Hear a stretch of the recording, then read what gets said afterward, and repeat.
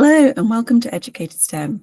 I'm Kate, the founder of Educated STEM, and I'm happy to continue the series that we have been doing on the questions you should consider when starting a business.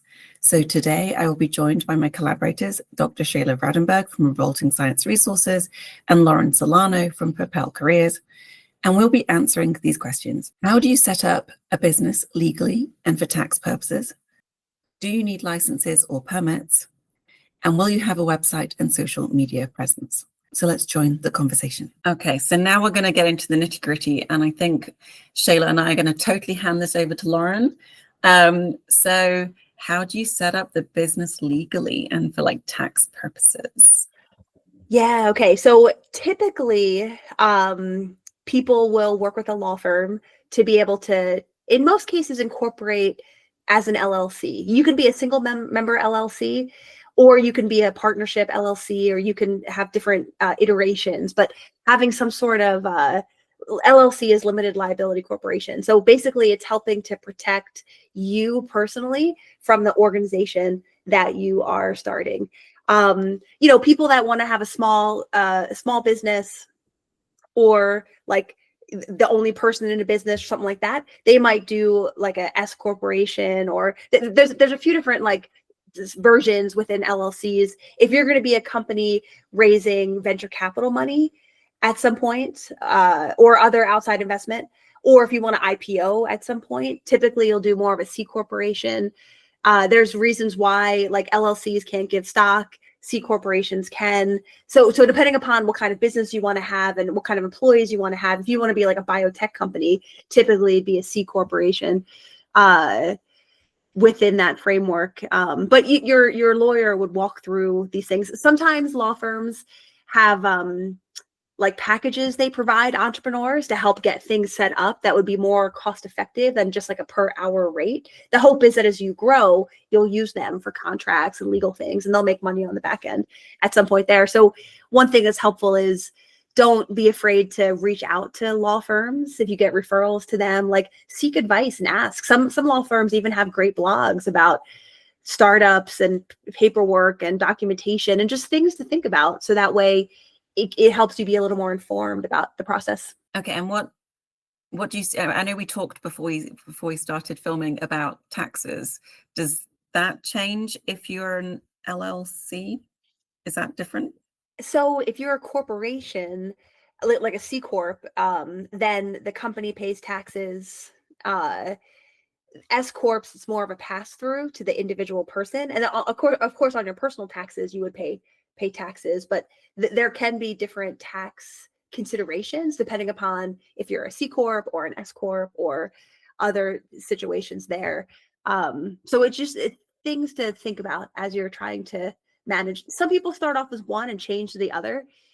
I think it's people do it often, so it's like it can be done, but it's sometimes better if like if you wanted to be a startup biotech that's going to raise $100 million Series A, it's probably good to start off as like one and not like start and then change, because it's just it's extra paperwork and things like that to be able to keep track of. The other thing that's helpful too is the finances, like utilizing some sort of whether it's QuickBooks or some sort of other financial management system, just to be able to keep track of all, even if it's not a lot of revenue and expenses, but just having a system to keep track of these things for transparency purposes, that's super helpful as well when you're thinking about like find a tax accountant, have them do your taxes. Like try not to do some of the stuff yourself unless you know someone that does these things, but it's helpful to have experts in those spaces just to help protect you from other logistics there.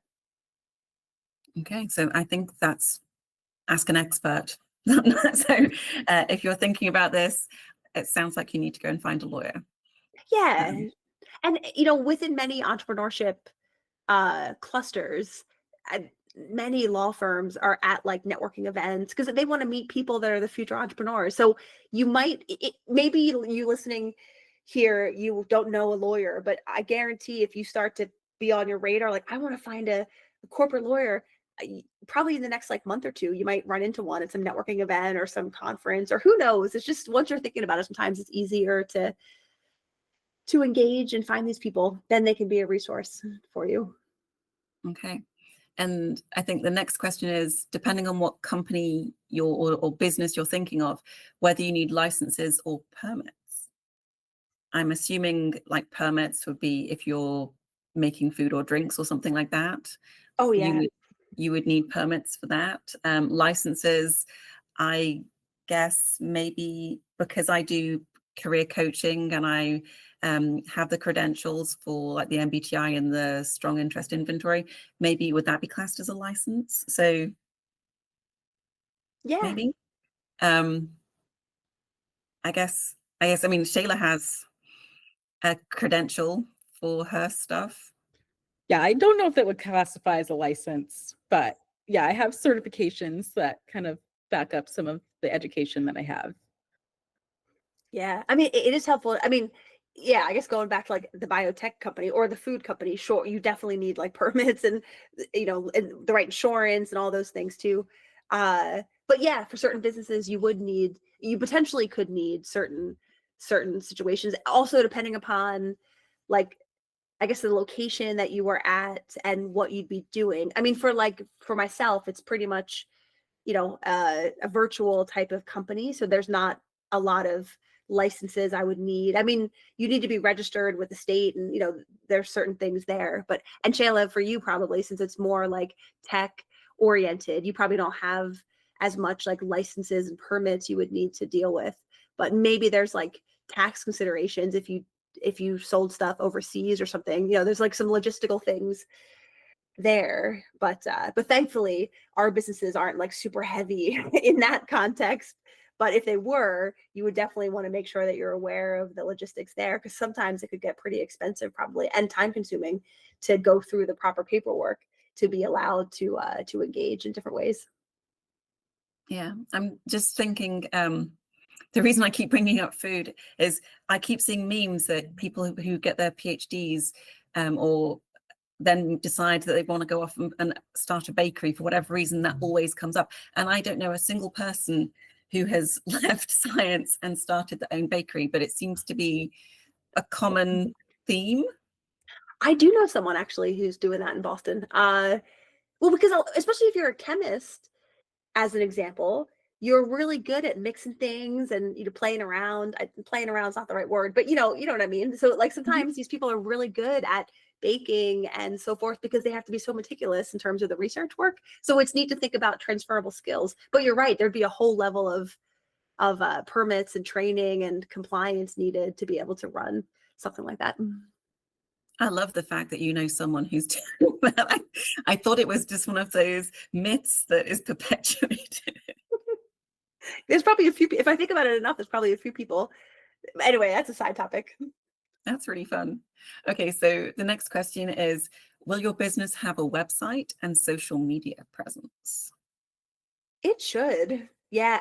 And actually, so when I first, so we use GoDaddy to buy our domain. And so a point of caution for people, don't go into GoDaddy and type names if you're not ready to buy them. Because I did that with like 4 other names.